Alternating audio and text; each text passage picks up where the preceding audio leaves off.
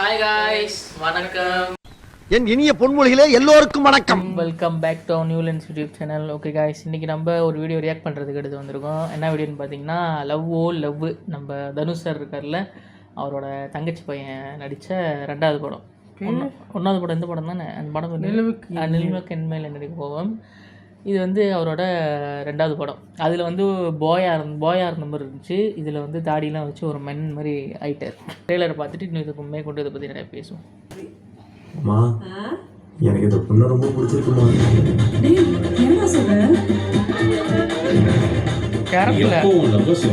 அவளை எப்படி உன்னை லவ் பண்ண வச்ச?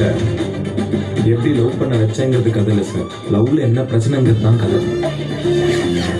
அப்புறம் நம்மளால பில்லு எவ்வளோ? 3600. 3600 56,000. அர்ஜென்டா ஒரு 1 lakh அனுப்பிச்சுடேன். ஒரு 60,000 அனுப்பேன். எப்படா இவ கூட 4 வருஷம் ரிலேஷன்ஷிப்ல இருந்த? ரகு, அம்மா வீட்டில் இல்லை, நான் தனியாக தான் இருக்கேன். நீ வரியா? உடனே வரேன். பர்சனல் அப்ரோச் மச்சான். குடும்பத்தை காப்பாற்றுறதுக்காக ஸ்விக்கி செப்ட ஓடுறவங்க கூட இவ்வளோ ஓட்டி இருக்க மாட்டான். இவளை வச்சு நான் அவ்வளோ ஓட்டிருக்கேன்.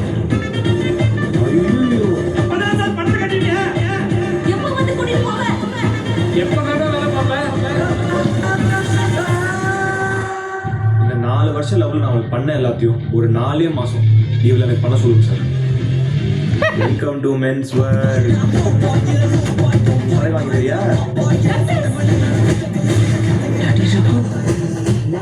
பசங்க பண்றதெல்லாம் நம்மளால பண்ண முடியாது. பிரேக்கப் நார்மலைஸ் பண்ண சொன்னா கூட பரவாயில்ல, இவன் அதை லீகலைஸ் பண்ண சொல்றான்.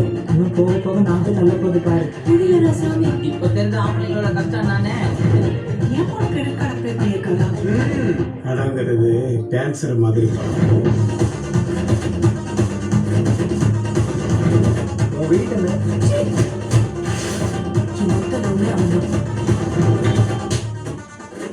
இவனுக்கு வேணவே வேணாம் சார்.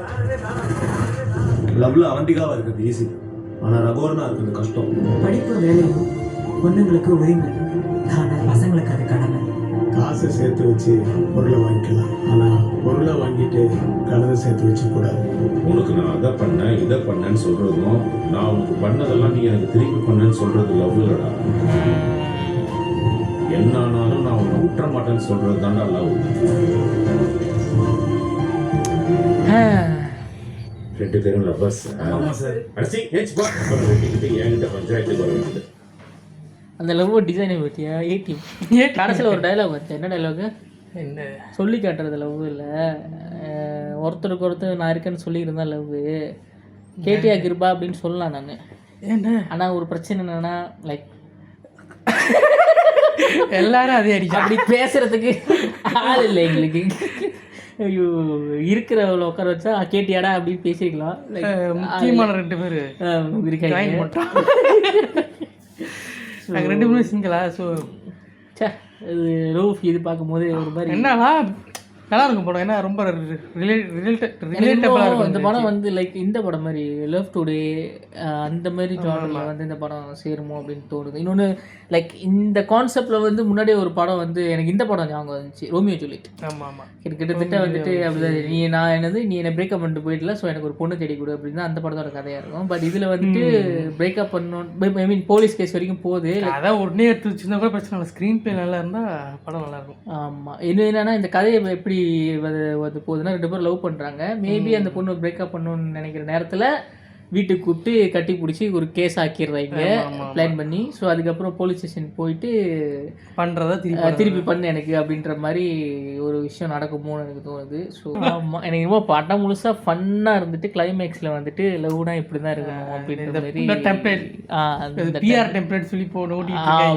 ஸோ அந்த மாதிரி எல்லா வேலையும் பண்ணிட்டு அதை அப்படி பேசிக்கிறாங்க. நான் சொல்ல கிடையாது, அப்படி சொல்கிறாங்க. கேட்டிருக்கேன் அந்த ஒரு வீடியோலாம் பார்த்துட்டு யூடியூப்ல நிறைய பேர் கான்ட்ரவர்சியாக போதும். இப்போ அதுதான் லைக் ட்ரெண்டாக தான் போயிட்டு இருக்கு. நீ அந்த மாதிரி ஒரு நானும் ஒரு ஷார்ட் ஃபிலிம் எடுக்கலாம் நினச்சேன். இந்த கதை இல்லை, இதே டெம்ப்ளேட்டில் ஒரு கதை. ஏன்னா இப்போ வந்துட்டு இப்போ உள்ள படம்லாம் பார்த்தீங்கன்னா லைக் ஹீரோ வந்துட்டு ரொம்ப நல்லவன், இந்த எம்ஜிஆர் காலத்து ஹீரோ. லைக் இப்போ கடைசியாக ஹீரோனா நல்ல விஜய் சாரே வந்துட்டு கடைசின்னு அவர் நடிக்கும் போது லைக் அவரோட படங்கள்லாம் பார்த்தீங்கன்னா ஃபுல்லான வில்லனிசமாக லைக் கிரே ஷேடில் தான் அவரே நடிச்சிருப்பார்.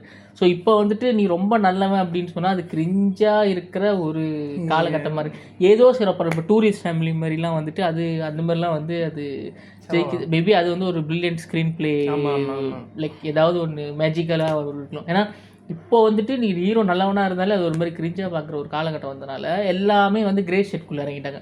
அவன் கெட்டவன் தான், கடைசியில் அவன் வந்து அதை ரியலைஸ் பண்ணி எப்படி நல்லவனாக மாறுறான் அப்படின்ற ஒரு அந்த பேட்டர்ன். அது வந்து நிறைய பேர் ஸ்கேமு அப்படி இப்படின்னு வேற சொல்லிடுங்க. என்னை பொறுத்த வரைக்கும் எல்லாராலையும் அது பண்ண முடியாது. ஆமாம், எல்லாரும் அந்த டெம்ப்ளேட் எடுத்து வச்சுக்கலாம்.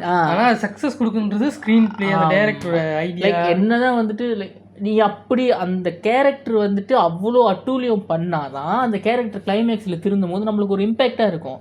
நீ பண்ணுறவனெல்லாம் பண்ணிவிட்டு கிளைமேக்ஸில் நீ திருந்திடுவேன், இப்படி ஒரு படத்தை எடுக்கிறது குப்பை அப்படின்னு நீங்கள் சொன்னீங்க அப்படின்னா அது எந்த விதத்தில் நியாயம்னு எனக்கு தெரியல. அதுதான் படத்தோட கான்செப்ட்.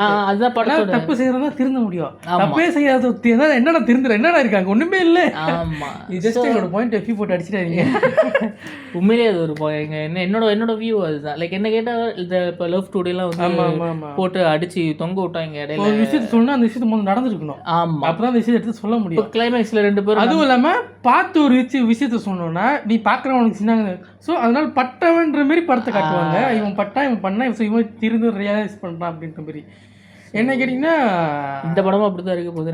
இந்த படம் அப்படி தான் இருக்க போகுது. பட் இந்த டெம்ப்ளேட் வந்து இப்போ உள்ள காலத்துக்கு ரொம்ப அவசியம்ன்ற மாதிரி எனக்கு தோணுது. அது ஒரு ஜானர். ஸோ அதை வந்துட்டு போட்டு லைக் இந்த மாதிரி படம் எடுத்துட்டா சக்ஸஸ் ஆகிட்டு எல்லாருமே இந்த மாதிரி படம் எடுக்கிறாங்க அப்படின்றது மாதிரி பேசுகிறது வந்து எனக்கு உடன்பாடு இல்லை.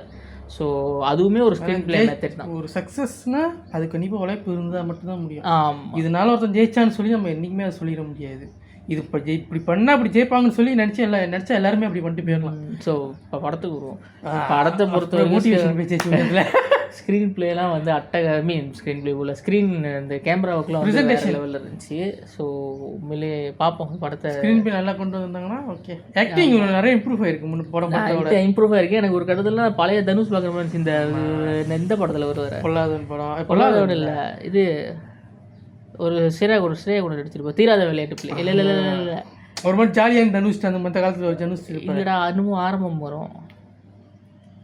திருவிளையாடல் அந்த படத்தில் இருக்கிற மாதிரியே இருக்கு. மாப்பிள்ளை கூட இல்லை. லைக் இது வந்து ரொம்ப பின்னாடி. லைக் தனுஷ் வந்து இந்த இனிஷியல் ஸ்டேஷனில் நடிச்சிட்டு இருந்தான் அந்த மாதிரி கதைகள். ஸோ அந்த அப்படி இருக்கு. அந்த லுக் அப்படியே ஒரு கட்டத்தில் அந்த க்ளோஸ் அப் விஷயமா அப்படியே இருந்துச்சு. அந்த மீசை இவர் எந்த அளவுக்கு இந்த படத்தில் எப்படி இது பண்ணிட்டு போகிறாருன்னு. ஸோ நம்ம அடுத்த வீடியோவில் உங்களை நாங்கள் சந்திக்கிறோம். until then bye from our new lens YouTube channel. Bye.